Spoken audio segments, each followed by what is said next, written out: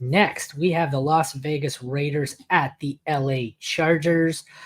The quarterback matchup here. Raiders look to be starting Gardner Minshew. Has that been confirmed? Yeah. Yes. Yes. Okay. So it is confirmed against Justin Herbert, who I think is going to bounce back here. I can guarantee you that Herbert is higher ranked for me. Having said that, he's still my QB 16.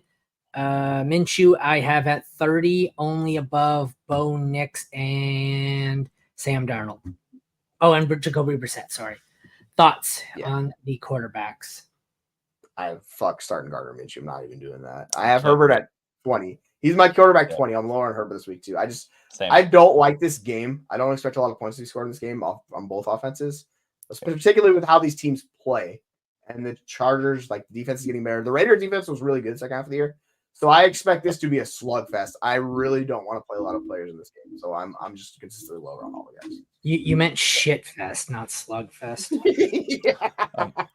It'd be ugly. I'm with you. I mean, that Raiders defensive front is like surprisingly really decent now, like really good. They can rush the passer, they can stop. They should be able to stop the run. We'll see how it all comes together.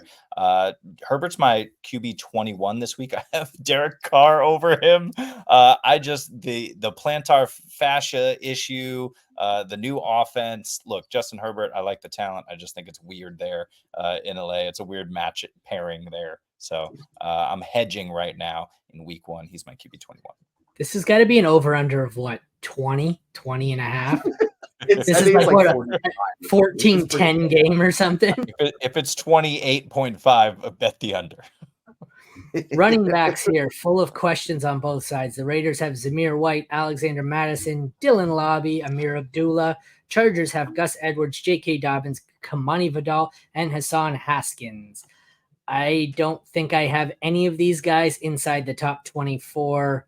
Let me double check. I do. I have Zamir White at exactly 24. My next highest is Gus Edwards at 29, and then it's just all over the place. What do you guys have here? Yeah, the Zamir White's the highest, but I don't want to start him either. He's 23, and that's just like I got to keep pushing him down. Like I hate that regular spot for him. We moved down a little bit farther, and I'm like, I guess it's Gus Edwards, but move. You need a touchdown there. J.K. Dobbins, if you really want to throw in the dart in like the 45s.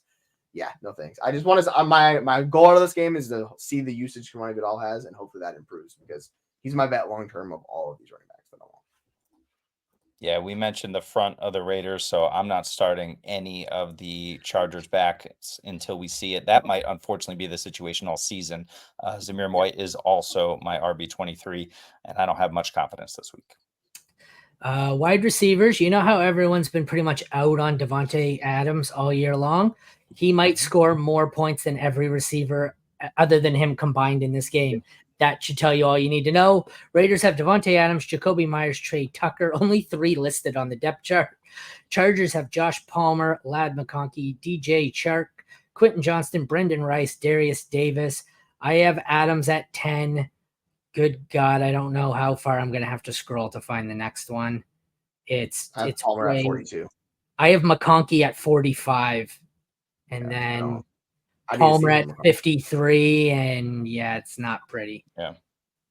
Like, I know Palmer's a decent NFL wide receiver. I want to, like, McConkey's not getting all of the usage in preseason, so that needs to change the regular season for me to rank him higher. It will at some point. Like, he's good. It's just I need to see it, so I'm gonna trust Palmer first week. But for me, that's exactly why I have McConkey ranked higher.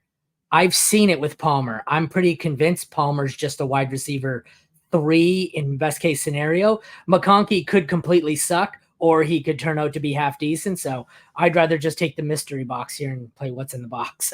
Like season long rankings. Yeah, I'm just like this. No, I mean even this week. I know Palmer sucks. I think Palmer sucks. No, Palmer's solid. Like I think people are underrating how good Palmer is. He'll get paid this offseason like a good amount of money. Like it would not shock me at all. Like he's a solid NFL wide receiver. And the only issue that I would argue against, even though I have McConkey a couple spots higher, again, they're both in the 40s, McConkey and Palmer. But Herbert hasn't really been practicing. We know he has the rapport from the last couple years with Palmer, and McConkey is himself just a new wide receiver. But the usage will be important, right? How much do they push the ball downfield? Mm-hmm. How involved is is it DJ Chark over there? Like, is he the guy who's actually going to be lining up on the other side? How involved is he? So it's just a weird sort of situation, and they're set up to run the football. But I don't really want anybody on the Chargers in this matchup. I just kind of want to see how it all shakes out. How high do you guys have Adams?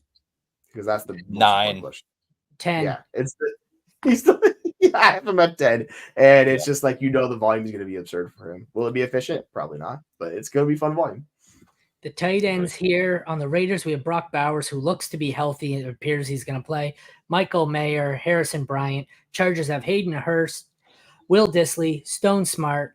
My highest is Bowers, and I am so low on the tight ends in this and the scenario or the situation in the Raiders that the guy I have ranked directly below Brock Bowers is none other than Dallas Goedert. So that tells you how low I have him. He's like 14 for me. Like the talent, he's injured. This situation sucks.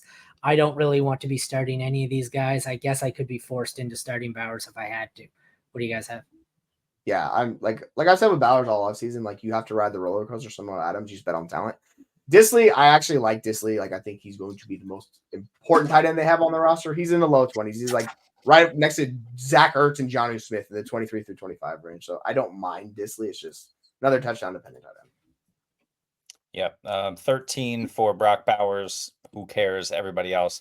Bowers should see enough. I heard a hot take, though. I think it was Pat Fitzmaurice, friend of the show, Pat Fitzmaurice. I think he said Brock Bowers. It could have been another guy, Fantasy Pros, but Brock Bowers going for 70 receptions and something like 800 yards this season. I think that's a little spicy. But it makes sense. I mean, we know Minshew can deliver the ball in the short to intermediate area of the field. I'm just not ready to do that with Brock Bowers just yet, because if he does that, he's like tight end 6 on the season. So he said it at what? He thought he'd have 800 yards? Yeah. Is that what you said? That's going to be impressive because I have the over-under for Minshew passing yards set at 850. So I love it. Yeah. I love it. So I don't like the chances of that. All right.